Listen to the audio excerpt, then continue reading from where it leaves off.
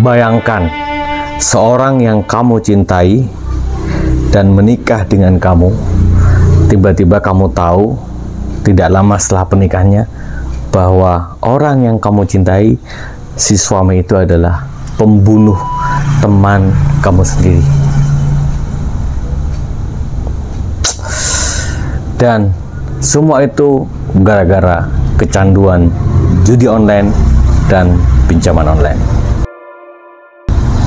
Sahabat ilmu yang saya hormati, pada sore hari ini izinkan saya membuat video kembali untuk mencoba menjelaskan, mendeskripsikan bagaimana kejadian yang menimpa seorang Almira, ya namanya, di daerah Maluku, tinggal di rumah dinas, baru menikah, sok sampai hari ini gak bisa ngapa-ngapain, gak bisa dimintai apapun oleh seorang polisi gara-gara satu poin.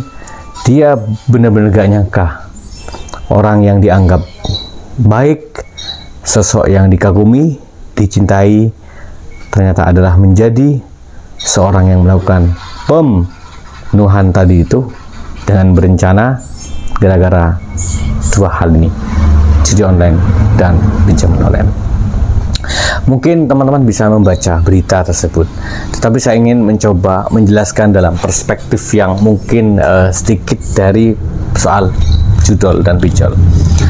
Jadi kalau kita bicara judi online, itu adalah sesuatu yang meskipun kita berhari-hari sampai mulut berbusa-busa ya menjelaskan bahwa judol itu merugikan, bahwa judol itu kamu ditipu, gak mempan guys ya, gak mempan ya. Ini terjadi ke lingkungan saya sendiri juga, mungkin juga teman-teman bisa melihat ya kan, bagaimana orang yang sudah kecanduan judi online itu kayak orang jatuh cinta yang sudah diperingatkan gak bisa mempan sama sekali. Saya sendiri bagaimana ya, pemerintah mohon serius, jangan hanya soal pajak saja yang kamu tingkatkan, jangan hanya soal menarasikan sesuatu yang seolah-olah menjadi bagian dari pembangunan nasional untuk keadilan rakyat. Fakta ini terjadi, begitu banyak korban gara-gara satu poin ini, judi online. Kenapa nggak bisa dibahas, diberantas sampai sekarang? Mungkin saya sebagai konten kreator di channel Ilmu Official mungkin seolah-olah kamu gampang ngomong gitu. Bukan soal gampang ini.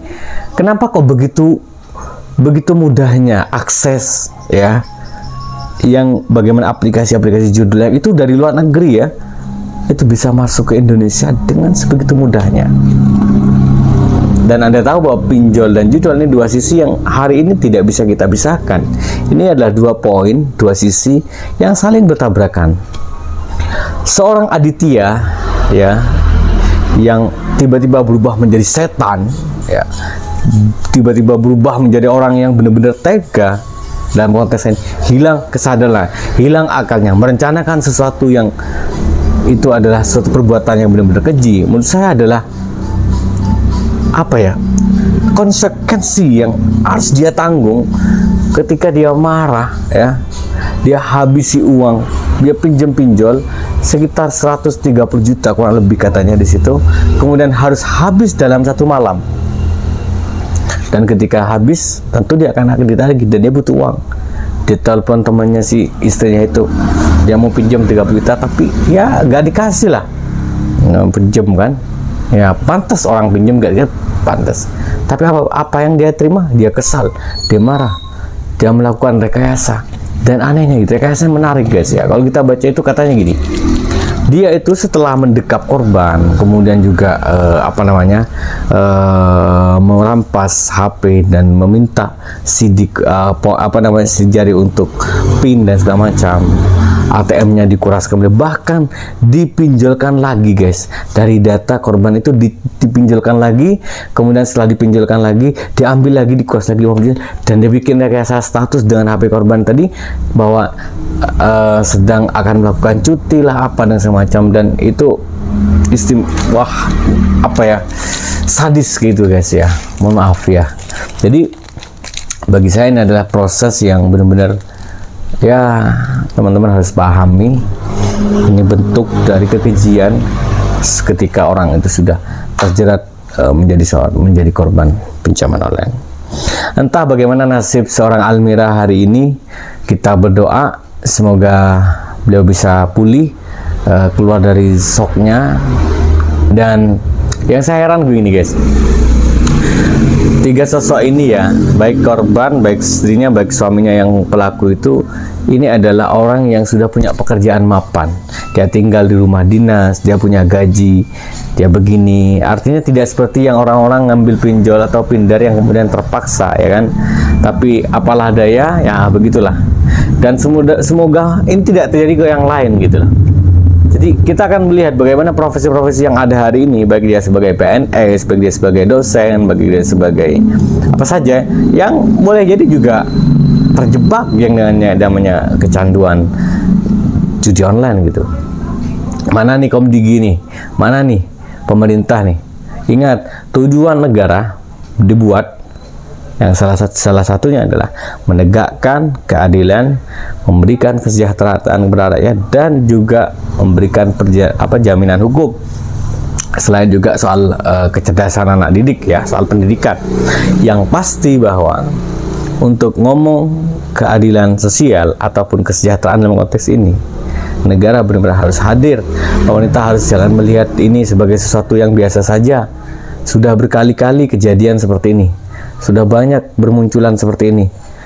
Ya, kasus-kasus bagaimana orang bundir, kasus bagaimana di Kediri, kasus bagaimana di Malang, kasus bagaimana di Jakarta, di mana-mana orang gara-gara pinjol, judol. Dan malah ada berita yang saya heran ya. Pemerintah akan mencoba membantu penagihan dengan cara apa? Dengan cara memenjarakan, menghukum orang-orang yang kampanye gagal bayar. Mungkin sepintas saya setuju kalau kampanye gagal bayar, tapi adakah orang yang mau bantu menyadarkan bahwa bahayanya judol, pentingnya mentalitas saat gagal bayar, pentingnya edukasi gagal bayar? Itu yang harus dilakukan. Kenapa? Karena orang terjebak dengan pinjol bukan kesengajaan. Beda dengan orang-orang yang melakukan kampanye gagal bayar jadi joki. Nah, harusnya kalau yang mau ditangkap tuh joki. Joki tuh meresahkan banyak orang. Dia bikin live, dia ngaku legalitas, dia ngaku bisa begini, bisa begitu. Dan itu yang terjadi hari ini gitu loh.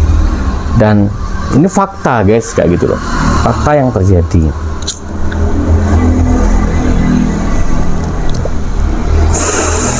Nah, saya masih heran gitu loh ya. Heran, nggak habis pikir gitu. Ya begitulah judol, membuat orang baik jadi misterius dan tiba-tiba menjadi pembunuh darah dingin. Mudah-mudahan video ini bermanfaat. Teman-teman share buat teman-teman yang hari ini gagal bayar. Jangan usah khawatir, gak usah shock, gak usah mikir aneh-aneh ya. Cukup kamu lihatkan masa lalu kamu sebentar saja, pandangi bahwa masa depan jauh lebih mencerahkan. Masa depan jauh lebih mencerahkan. Ya, Tuhan saja Maha memberikan ampunan. Ya, kalau kita benar-benar mau kembali, mau benar-benar minta ampun, insya Allah semua akan diselesaikan dengan baik. Terima kasih. Assalamualaikum warahmatullahi wabarakatuh.